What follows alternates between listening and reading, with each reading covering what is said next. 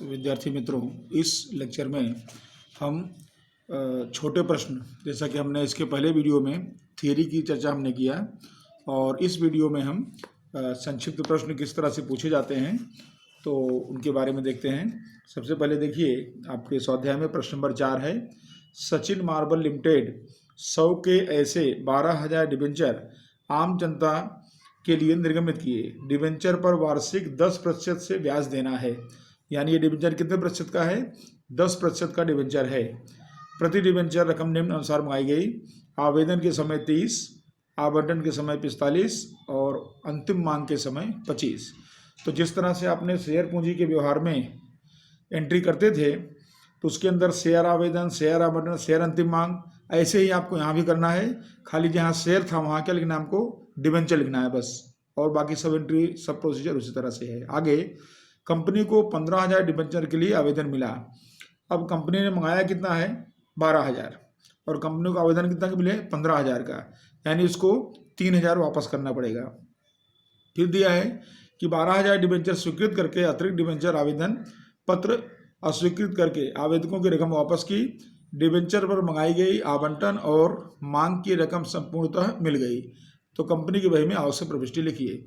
तो बस सिंपल अपने ये एक के लिए 2 एंट्री होगी, आवेदन की 2, आवंटन की 2 और अंतिम मांग की 2। इस तरह से 6 एंट्री में सवाल आपका कंप्लीट होगा। तो आपको शेयर पूंजी का अगर आप समझ में आया है चैप्टर, तो ये प्रश्न आपको करने में कोई तकलीफ नहीं होगी। तो देखते हैं जरा, इसमें एंट्री तो अपनी उसी तरह से रहेगी जिस तरह से उसमें है। तो यहाँ पर देखिए, सबसे पहली एंट्री अपनी आएगी, यहाँ हमने गणना कर लिया।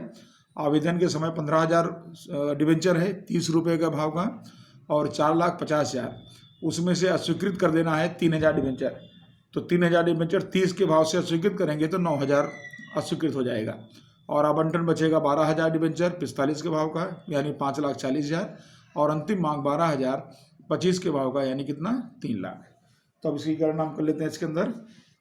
सबसे पहले तो देखिए, पहली एंट्री जैसे हम करते हैं वहाँ हम लिखते थे बैंक खाते उधार शेयर आवेदन खाते का। यहाँ लिख रहे हैं बैंक खाते उधार 10% के डिबेंचर आवेदन खाते का।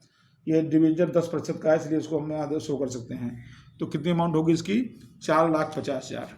तो यहाँ रकम लिखेंगे, यहाँ पर बैंक खाते उधार 4,50,000, 4,50,000, और डिबेंचर आवेदन खाते का 4,50,000। विवरण दे सकते हैं, आवेदन की रकम प्राप्त हुई। उसके बाद दूसरी एंट्री होगी 10% डिबेंचर की आवेदन खाता उधार, बैंक खाता जो वापस करना है। तो कितना वापस करना है अपने को? तो यहाँ पर 3,000 डिबेंचर रिटर्न करना है, और 30 के भाव से वापस कर देना है। तो डिबेंचर आवेदन तो यही रहेगा 4,50,000। यहाँ पर ये हम लिख देंगे 4,50,000, और बैंक खाते जो वापस कर रहे हैं तो 9,000 वापस हो जाएगा। सॉरी, यहाँ पर 90,000 ये वापस हो गया है, और बाकी बचा कितना? 12,000। तो जो 12,000 जो स्वीकृत हुआ है उसको हम यहाँ पर लिख देंगे 3,60,000। 3,60,000। फिर तीसरी एंट्री आएगी आवंटन के लिए। आवंटन लेना हुआ तो आवंटन खाता उधार और 10% के डिबेंचर खाते का। वहाँ हम लिखते थे शेयर आवंटन खाता उधार शेयर पूंजी खाते जमा से लिखते थे। यहाँ लिखेंगे 10% के डिबेंचर आवंटन खाता उधार और 10% के डिबेंचर खाते का। रकम हमने ऊपर गणना कर लिया है, तो रकम कितनी ऊपर आई है? 5,40,000। वो रकम यहाँ दर्शा देंगे, 5,40,000।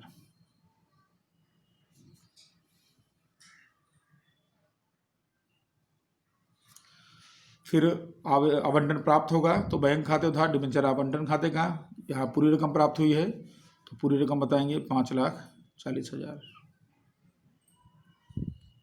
यानी आपको शेयर पूंजी के व्यवहार की तरह ही इसके अंदर आपको एंट्री ये बताई गई इसके अंदर।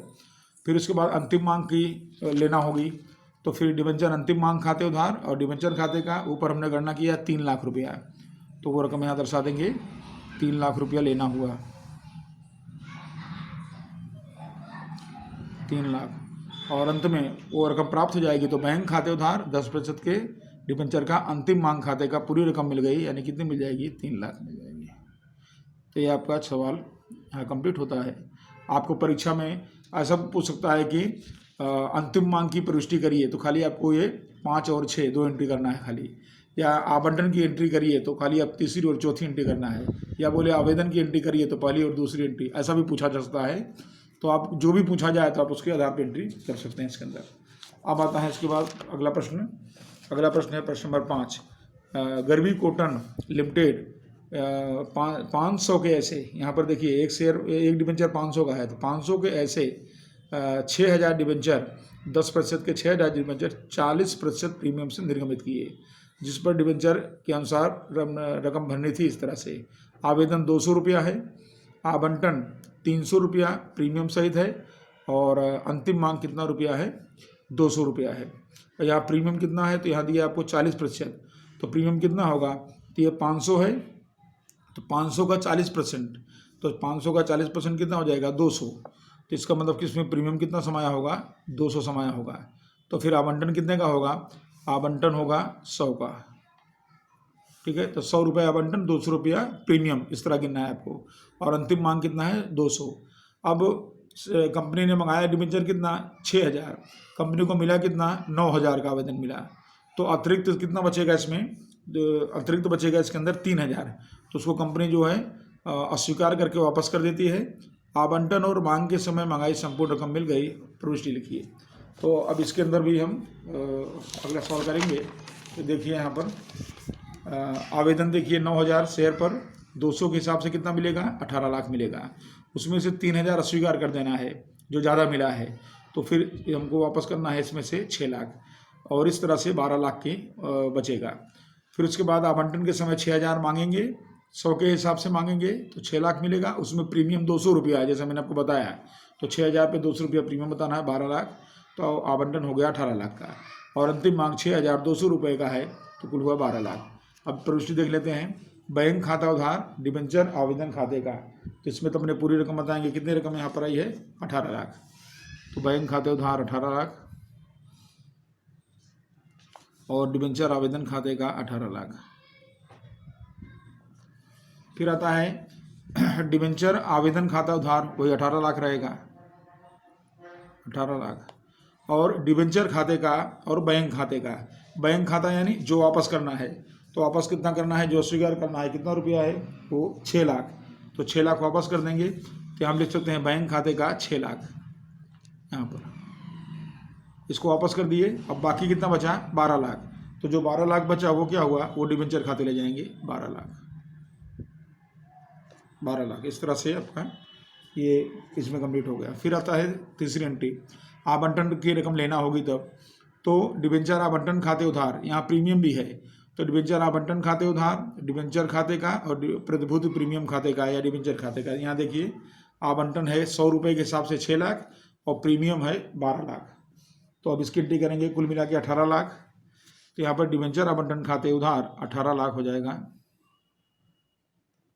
और डिबेंचर खाते का, तो यहाँ डिबेंचर कितने का हुआ 12 लाख का हुआ। यहाँ पर डिबेंचर की रकम है आवंटन में प्रीमियम 12 लाख है, और प्रीमियम 12 लाख बताएंगे और इसका 6 लाख बताएंगे, तो यहाँ पर डिबेंचर खाते का 6 लाख 100 रुपये के हिसाब से, और 200 रुपये के हिसाब से प्रीमियम है तो 12 लाख, इस तरह से 18 लाख हो गया। और उसके बाद ये रकम प्राप्त होगी तो बैंक खाते उधार डिबेंचर आवंटन खाते का पूरी रकम प्राप्त हुई है तो 18 लाख, और ये 18 लाख। फिर लास्ट में डिबेंचर अंतिम मांग की रकम मंगाई जाएगी, तो वो कितनी मंगाई जाएगी 12 लाख, तो 12 लाख रुपया डिमांड करेंगे, तो यहाँ पर पूरी रकम लिखेंगे 12 लाख और डिबेंचर खाते का 12 लाख, और वो रकम प्राप्त हो जाएगी तो बैंक खाते उधार डिबेंचर अंतिम मांग खाते का 12 लाख। तो यानी बहुत सिंपल सवाल है, आपको शेयर पूंजी के आधार पर ये प्रश्न आसानी से समझ में आ जाएगा, और रकम आपको पूरी पूरी मिल रही है तो उसको लिख देंगे, टोटल कर देंगे कुल योग, यहाँ पर होगा 96 लाख, दोनों पक्ष का योग 96 लाख। अब आते हैं सवाल नंबर 6 पर। प्रश्न नंबर 6 में देखिए क्या पूछा है, यहाँ पर दिया है पशुवादल स्टील लिमिटेड 100 के ऐसे 9% के 15,000 डिबेंचर 80 रुपये के भाव से निर्गमित किए। प्रति डिबेंचर रकम इस तरह भरनी है। आवेदन के समय 25 रुपया है, आवंटन के समय 35 रुपया जिसमें बट्टा नहीं है, और मांग के समय 20 रुपया है। तो यहाँ 3, 2, 5 और 2, 7 यानी कि 80 रुपया हो गया इसके अंदर। तो 80 रुपया जो है बट्टा, तो बट्टा कितना रुपया माना जाएगा? 100 का है तो 20 रुपया बट्टा हुआ इसके अंदर। तो 20 रुपया बट्टा है आवंटन के समय, वो ध्यान रखना है। 15,000 के लिए आवेदन मिले, अपने 15,000 थे प्रकाशित किए तो 15,000 के आवेदन मिले हैं, वापस नहीं करना इसमें। कंपनी आवंटन के समय मंगाई संपूर्ण रकम मिल गई, जबकि मांग यानी अंतिम मांग के समय 800 डिबेंचर के अलावा सभी डिबेंचर संपूर्ण रूप से प्राप्त हो गए। तो यहाँ पर खाली अंतिम मांग आपको क्या बताना होगा? तो अंतिम मांग में आपको अप्राप्त बताना होगा। तो देखिए यहाँ पर आवेदन 15,000 25 के भाव से, तो 3,75,000। आवंटन 15,000 है, 35 के भाव से है, 5,25,000 हो गया। और उसमें बट्टा भी है 20 रुपया, आपने देखा। तो 15,000 पे 20 रुपया बट्टा हुआ तो कितना हुआ? 3 लाख। तीसरा आवंटन कितने का होगा? आवंटन होगा 8,25,000 का। अंतिम मांग 15,000 20 के भाव का 3 लाख हुआ, उसमें अप्राप्त हो जाता है 800 डिबेंचर, तो 20 के भाव से 16,000 प्राप्त हो जाएगा, जिसका मतलब बैंक खाता कितना मिलेगा? 2,84,000। अब एंट्रीज की करते हैं इसके अंदर। तो पहली एंट्रीज में होगी, आप करेंगे बैंक खाते उधार और डिबेंचर आवेदन खाते का 3,75,000 रुपये गणना किया हुआ है। तो 3,75,000 ये लिख देंगे, 3,75,000। उसके बाद डिबेंचर आवेदन खाते उधार और डिबेंचर खाते का वही रकम हो जाएगी। तो यहाँ पर 3,75,000 और 3,75,000। फिर आता है डिबेंचर आवंटन। तो यहाँ बट्टा भी है, ध्यान रखना है आपको। तो डिबेंचर आवंटन खाता उधार, ऊपर हमने गणना किया है 5,25,000। तो डिबेंचर आवंटन खाता उधार 5,25,000 बट्टा 20 रुपये के हिसाब से आपने देखा ऊपर 3 लाख दिया हुआ है ऊपर गणना में। तो 3 लाख डिबेंचर बट्टा 3 लाख। और उसके बाद है डिबेंचर खाते का, ये हो जाएगा कितना आपका? 8,25,000। तो आवंटन हो गया 8,25,000 का। और आपको इसमें कहा गया है 8,25,000 का बट्टा हो गया, और बैंक खाते इसमें पूरी रकम मिल गई है, तो बट्टा तो मिलेगा नहीं। क्या मिलेगा? 5,25,000 जो रकम है वो मिल जाएगी। तो बैंक खाते उधार 5,25,000 और आवंटन खाते का 5,25,000। और उसके बाद आता है अंतिम मांग। अंतिम मांग के समय जो मांगी गई रकम है वो 3 लाख रुपए है। तो फिर डिबेंचर अंतिम मांग खाते उधार 3 लाख और डिबेंचर खाते का 3 लाख।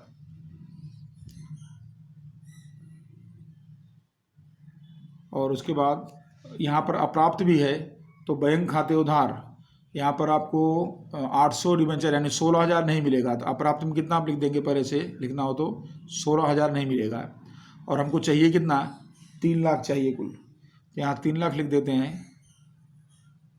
अब 3 लाख में 16,000 माइनस कर दीजिए तो बैंक खाता आ जाएगा, और वो रकम आएगी 2,84,000। ये प्राप्त रकम हो गई। तो बैंक खाते प्राप्त हुआ 284, नहीं मिला 16,000 बैंक अप्राप्त मांग खाते का, और डिबेंचर अंतिम मांग खाते का 3 लाख। और इस तरह से आपका ये कंप्लीट हो गया। टोटल करेंगे तो 27 लाख दोनों पक्ष का योग आ जाएगा।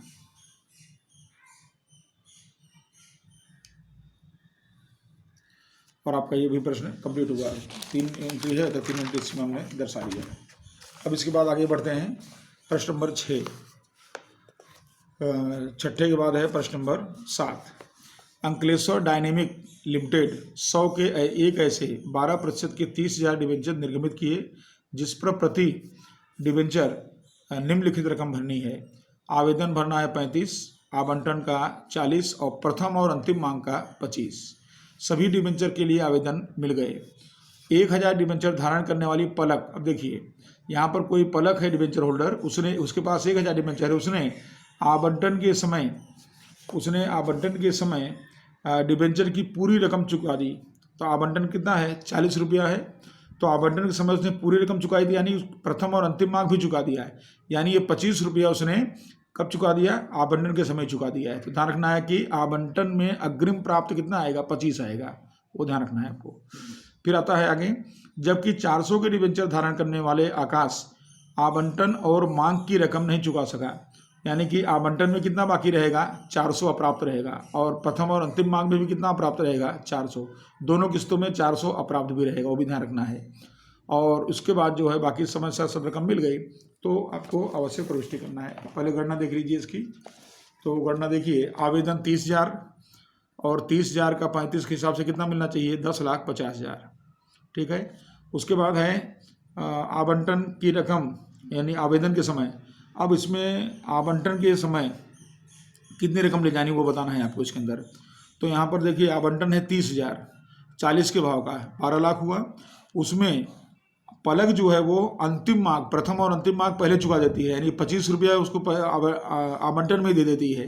तो देखिए हमने लिखा प्लस अग्रिम प्राप्त पलक 1,000 पर 25 रुपया एडवांस मिल जाता है ये, तो 25,000 ये हुआ।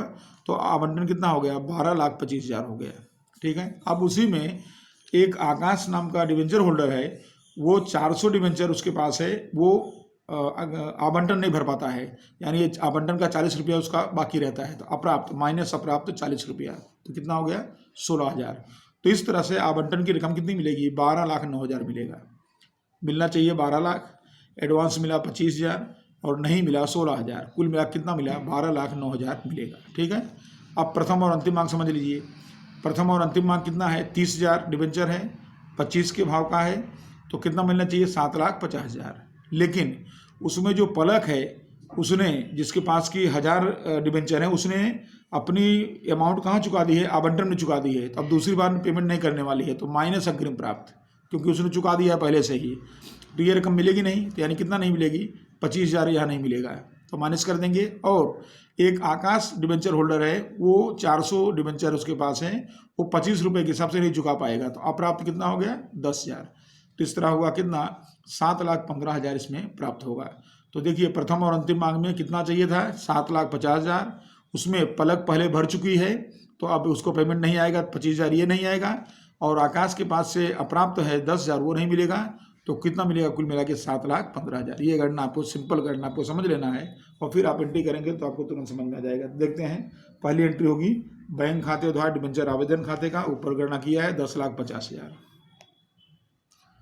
10,50,000। उसके बाद दूसरी एंट्री है डिबेंचर आवेदन खाते उधार और डिबेंचर खाते का सेम रकम है 10,50,000।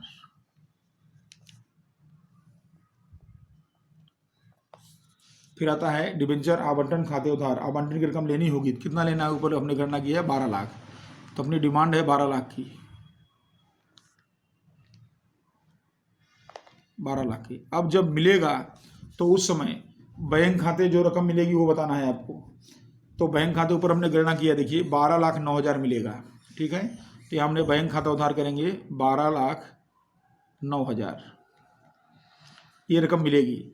उसमें से अप्राप्त कितना हो जा रहा है, तो आकाश की रकम अप्राप्त है कितना, 16,000, ये तो मिलेगा नहीं, तो अप्राप्त मांग खाते उधार, यहाँ पर अप्राप्त मांग खाते 16,000। फिर डिबेंचर आवंटन खाते का, अब डिबेंचर आवंटन कितने का है, वास्तव में 12 लाख का है, तो ये 12 लाख इसको जमा कर दिया। और उसमें अग्रिम प्राप्त मांग जो पलक का पहले से मिल गया, वो कितना मिल गया है, 25,000, तो अग्रिम प्राप्त मांग 25,000, ये हो गया आपका। फिर उसके बाद है प्रथम और अंतिम मांग लेना होगा, तो प्रथम और अंतिम मांग ऊपर अपने गणना की है, 7,50,000 की डिमांड हुई है, तो 7,50,000 यहाँ बता देंगे, 7,50,000, और डिबेंचर खाते का 7,50,000। अब ऊपर गणना हमने किया है कि 7,50,000 में से कितना मिलेगा, 7,15,000 ही मिलेगा। क्या क्या नहीं मिलेगा, पलक का 25,000 नहीं मिलेगा और आकाश का 10,000 नहीं मिलेगा। तो फिर यहाँ बैंक खाते उधार करेंगे हम, यहाँ पर 7,15,000 जो नहीं मिलेगा, 7,15,000, और अप्राप्त मांग यानी आकाश, तो आकाश के पास से जो रकम नहीं मिलेगी वो रकम की लिखेंगे 10,000। और अग्रिम प्राप्त जो पहले से भरा जा चुका है, तो वो कितना भरा जा चुका है 25,000, वो नहीं मिलेगा यहाँ पर। और उसके बाद यहाँ पर डिबेंचर प्रथम और अंतिम मांग खाते का पूरी रकम आ जाएगी 7,50,000, 7,50,000। तो इस तरह से 7,50,000 रुपया यहाँ पर पूरी एंट्री हो जाएगी। और फिर उसके बाद इसकी टोटल करेंगे तो 60,25,000 टोटल, कुल योग 60,25,000।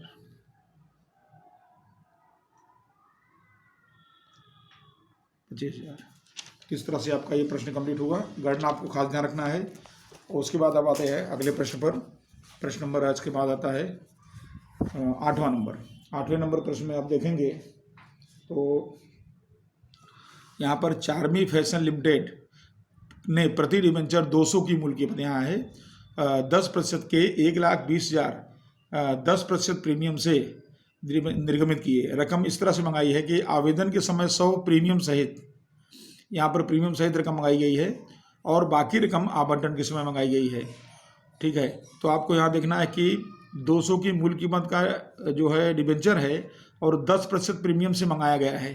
ठीक है, तो यहाँ पर 10% प्रीमियम करेंगे तो 200 रुपये का 10% करेंगे तो 200 रुपया और प्लस 10% यानी कितना हुआ 20, यानी ये डिबेंचर कितने रुपए का है 220 रुपये का है।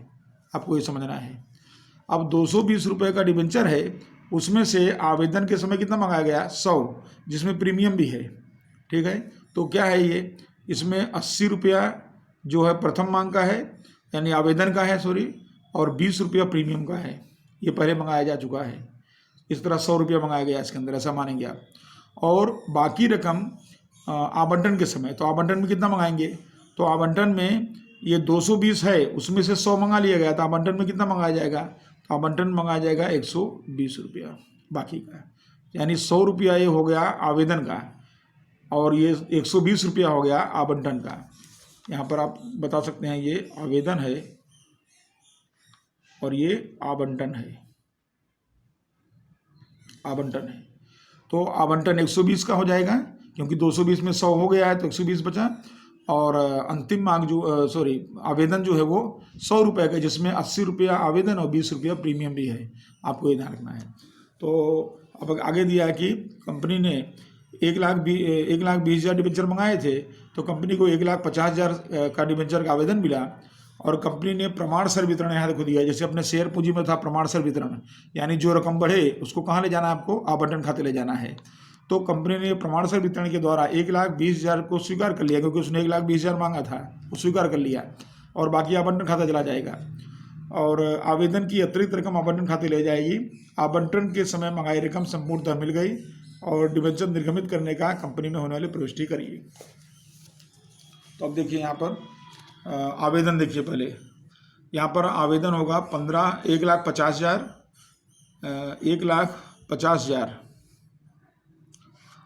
1,50,000 गुणे 100 रुपया, 100 रुपये के हिसाब से। तो आवेदन हो रहा है 1,50,00,000 बराबर।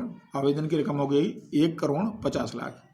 फिर उसमें से स्वीकार कितना किया, 1,20,000 कंपनी ने डिमांड किया था, तो 1,20,000 गुणे 100 ये स्वीकार किया गया, तो कितना हो गया वो 1,20,00,000 ये स्वीकार हो गया।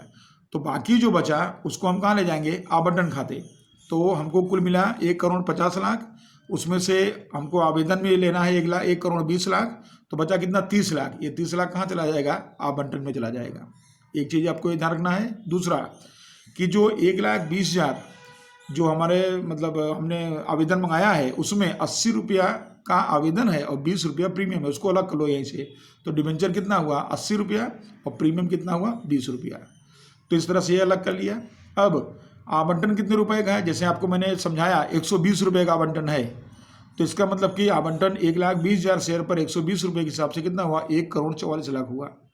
और माइनस आवेदन के समय आवंटन कितना मिला है 30,00,000 पहले मिल चुका है, तो वहाँ माइनस कर देंगे, तो माइनस आवेदन के समय प्राप्त 30,00,000, तो इसका मतलब आवंटन कितना मिलेगा 1,14,00,000 मिलेगा। ठीक है, तो ये तो गणना हो गई सिंपल। और अब इसकी अपने प्रविष्टि देख लेते हैं। तो इसकी प्रविष्टि में अपने देखेंगे सबसे पहले आएगा बैंक खाते उधार डिबेंचर खाते का 1,50,00,000 पहली एंट्री 1,50,00,000 से होगी। 1,50,00,000 डिबेंचर आवेदन खाते का जो रकम पूरी मिली उसको पूरी हम ले लेंगे 50 लाख। अब डिबेंचर आवेदन खाता उधार वही रकम आएगी 1,50,00,000 और डिबेंचर खाते का तो 10% के डिबेंचर खाते का डिबेंचर कितना रुपया है तो हमने गणना कर लिया। देखिए डिबेंचर है 96 लाख, तो डिबेंचर खाते का यहाँ हो जाएगा, यहाँ 96 लाख हो जाएगा 96। और प्रतिभूति प्रीमियम खाते का, हाँ प्रतिभूति प्रीमियम खाते का तो प्रीमियम की रकम हमने यहाँ निकाल लिया। देखिए कितना निकाला है 24 लाख, तो प्रतिभूति प्रीमियम खाते का 24 लाख और बाकी बचा वो आवंटन खाते का, वो रकम हमने ऊपर निकाला है 30 लाख, तो आवंटन खाते का 30 लाख। तो आपकी प्रविष्टि कंप्लीट हो गई। अब दूसरी प्रविष्टि में डिबेंचर आवंटन खाता उधार, कंपनी आवंटन की डिमांड करेगी, तो आवंटन की डिमांड कितनी होगी 1,44,000 कंपनी डिमांड करेगी यहाँ पर, तो यहाँ पर 1,44,000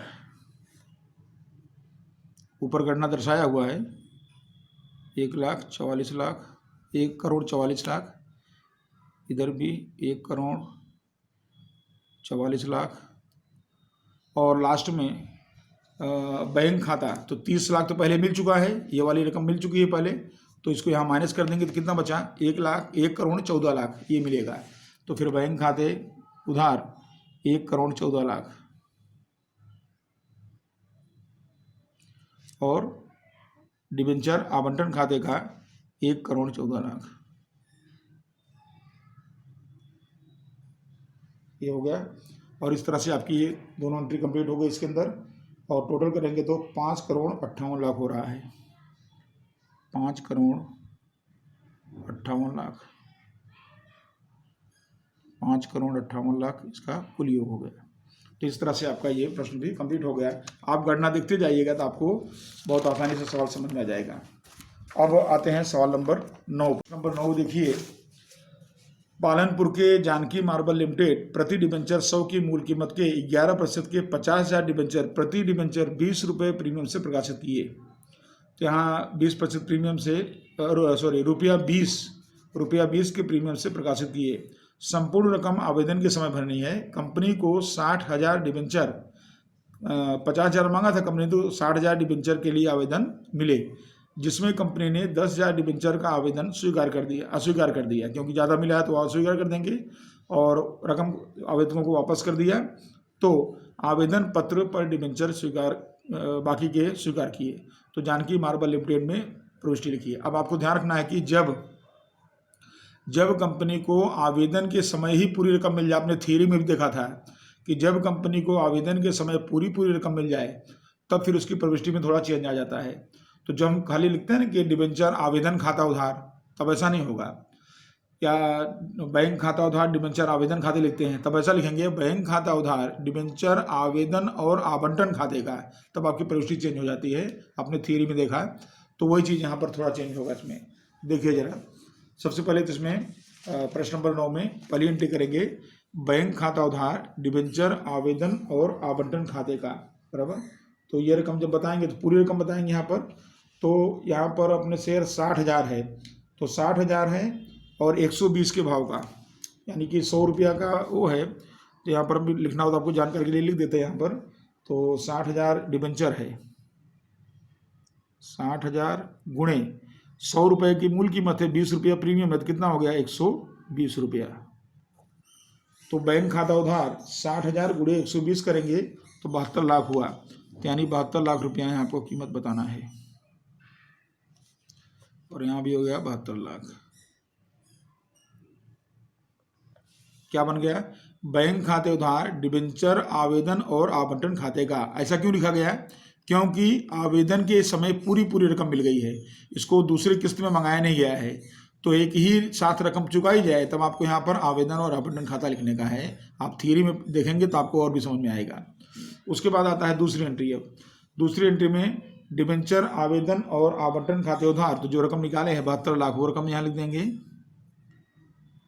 72 लाख, और 11% के डिबेंचर खाते का। अब 11% का जो डिबेंचर वो कितना हो, तो 50,000 ही है ना, तो गुणा करेंगे 100 से।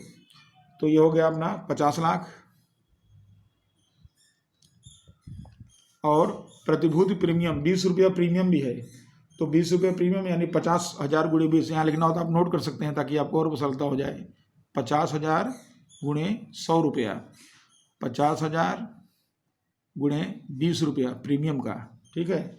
तो प्रीमियम कितना है 10 लाख, 10 लाख। और ज़्यादा कितना मिला था इसमें, तो ज़्यादा मिला था इसके अंदर 10,000 डिबेंचर ज़्यादा मिले थे, तो उसको रिटर्न करना पड़ेगा।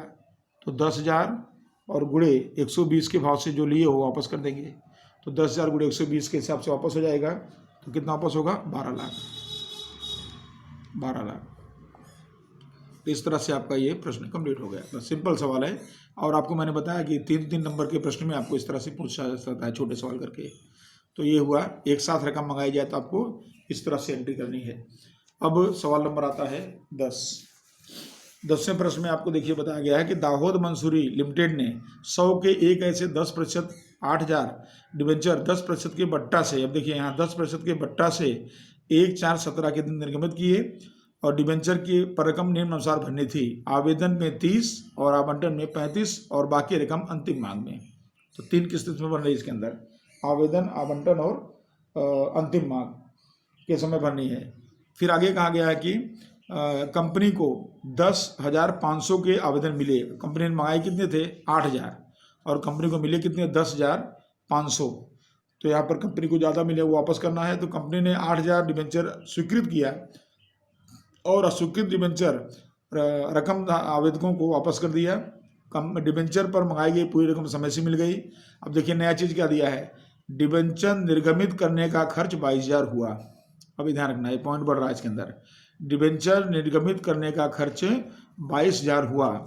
डायरेक्टरों ने तय किया कि डिबेंचर निर्गमित करने का खर्च खाता और डिबेंचर बट्टा खाता बराबर 2 खाते अस्तित्व में आ रहे हैं। यहाँ पर जो रकम है उसका 1/5 भाग हर साल 1/5 भाग प्रति वर्ष लाभांश पत्रक खाते ले जाके अभिलिखित करना है बराबर। तो उपर्युक्त व्यवहारों पर से कंपनी की प्रविष्टि में केवल प्रथम वर्ष की प्रविष्टि करिए।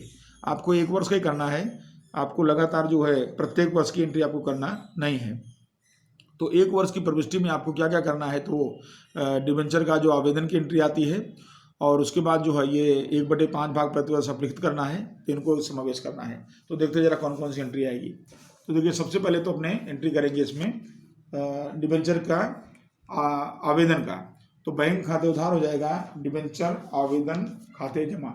तो यहाँ अपने को आवेदन कितने का मिला है, तो आवेदन मिला है हमें यहाँ लिखते हैं ये बैंक खाते उधार आवेदन मिला है 10,500 का। तो यहाँ 10,500 का आवेदन मिला है, तो यहाँ लिख दे, आपको और ध्यान में आएगा 10,500 शेयर पर आवेदन मिला है। क्या भाव से मिला है, 30 रुपये के भाव से मिला है। 30 रुपये के हिसाब से मिला है, तो मिला 3,15,000। तो बैंक खाते उधार 3,15,000 और यहाँ भी आएगा 3,15,000। आवेदन खाते का 3,15,000। ये पहली प्रविष्टि हो गई आपकी। और दूसरी प्रविष्टि में हम करेंगे इसके अंदर डिबेंचर आवेदन खाते 3,15,000 और डिबेंचर खाते का, तो डिबेंचर खाते में अपने कितना रकम ले जाएंगे, जो डिबेंचर की डिमांड की गई थी 8,000 ही कंपनी ने मंगाया था, तो 8,000 को 30 के भाव से मंगाया था, तो डिबेंचर खाते जाएगा, यानी कितना जाएगा 2,40,000 जाएगा। और बाकी क्या हो जाएगा, वापस हो जाएगा, अस्वीकृत हो जाएगा। तो कितना वापस करेंगे 2,500 रिटर्न कर देंगे। तो 2,500 और क्या भाव से, जो भाव से लिया है 30 के भाव से, ये रिटर्न हो जाएगा। तो कितना हो जाएगा रिटर्न में 75,000। ठीक है, ये कंप्लीट पहली एंट्री हो गई। अब दूसरी एंट्री देखिए, आवंटन खाता। तो यहाँ पर आवंटन के समय 35 रुपया मंगाया गया है, तो फिर डिबेंचर आवंटन हो जाएगा 8,000 पर क्या भाव से रहेगा, 35 रुपये के भाव का रहेगा। तो 8,000 गुणे 35 के हिसाब से करेंगे तो 2,80,000 होता है।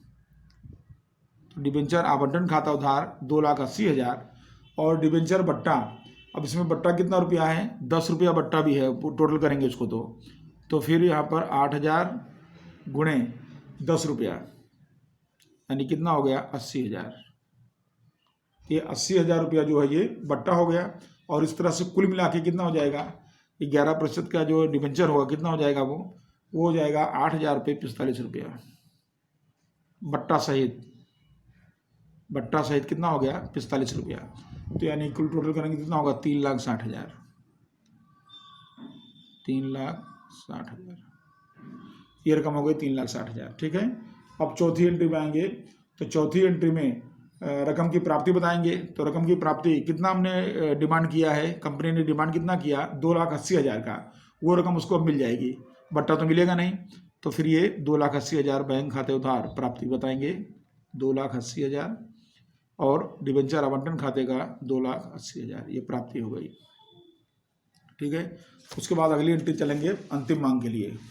अंतिम मांग में अपने बताएंगे यहाँ पर डिबेंचर अंतिम मांग खाते उधार और 10% के डिबेंचर खाते जमा।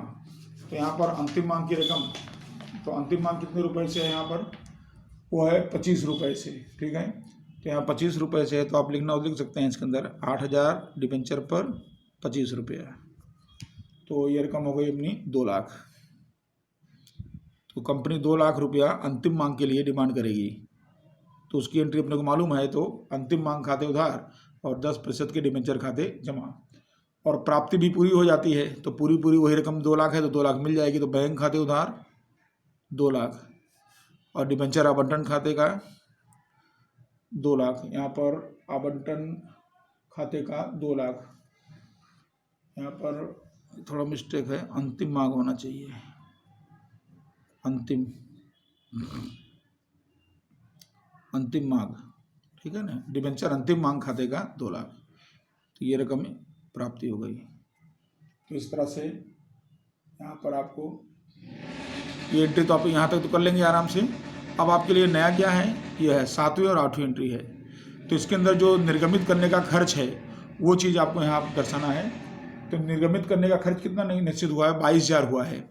तो फिर उसकी एंट्री पहले कर लेंगे। तो डिबेंचर निर्गमित करने का खर्च खाता उधार और चुकाएंगे तो बैंक खाता जमा। खर्च उधार हुआ कितना निश्चित हुआ है 22,000 रुपया, तो यहाँ 22,000 रुपया इसको हम लिख दिए। और अब उसमें जो कहा है कि प्रतिवर्ष 1/5 लाभांश पत्रक खाते ले जाना है, तो उसकी रकम देख लेते हैं। पहले तो डिबेंचर बट्टा खाते, तो डिबेंचर बट्टा ये हमने यहाँ पर सवाल में ही देखा है, ये देखिए। तो यहाँ पर डिबेंचर बट्टा कितना आया 80,000 आया है, तो 80,000 डिबेंचर बट्टा है और निर्गमित करने का खर्चा कितना आया 22,000 आया। तो फिर देखिए यहाँ पर इसको हम कैसे सेट करेंगे एंट्रीज की, पहले तो रकम देख लेते हैं। डिबेंचर बट्टा 80,000 है, 80,000 उसका केवल 1/5 1/5 भाग ही लेना है। और उसी तरह से निर्गमित करने का खर्च 22,000 है, उसका भी कितना लेना है 1/5 भाग लेना है, बराबर प्रतिवर्ष, यानी अपने को 1/5 निकालना है। तो इसका मतलब 80,000 का 1/5 हुआ, तो ये कितना हो गया 16,000, और 22,000 का 1/5 हुआ तो ये हो जाएगा 4400। और इस तरह दोनों मिला करके देखेंगे तो 20,400 रुपया हुआ, 20,400। अब एंट्री आपको समझ में आएगी।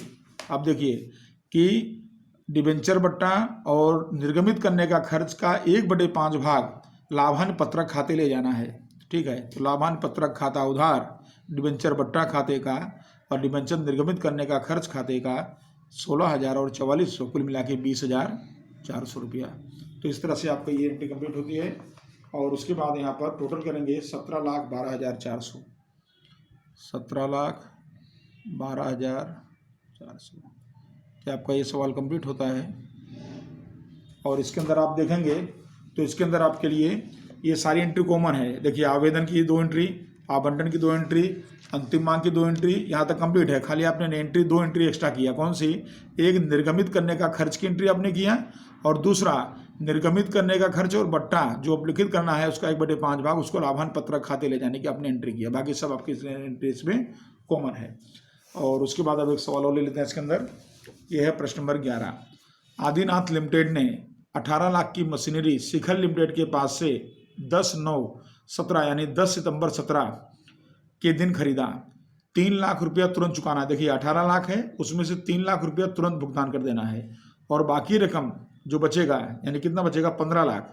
तो बाकी रकम जो बचा उसके लिए आदिनाथ लिमिटेड के 15,80,000 के 9% के डिबेंचर दिए। अब देखिए कंपनी को देना कितना था 15 लाख, और कंपनी दे कितना रही है 15,80,000, यानी 80,000 ज़्यादा दे रही है, तो उतने कीमत के डिबेंचर दिए, तो उसकी बही में प्रविष्टि करिए। और एक दूसरी कंडीशन दिया है कि यदि आदिनाथ लिमिटेड बाकी रकम पेटे 14,10,000, उसको देना कितना था 15 लाख और दे कितना रही है 14,10,000, यानी 90,000 कम दे रही है।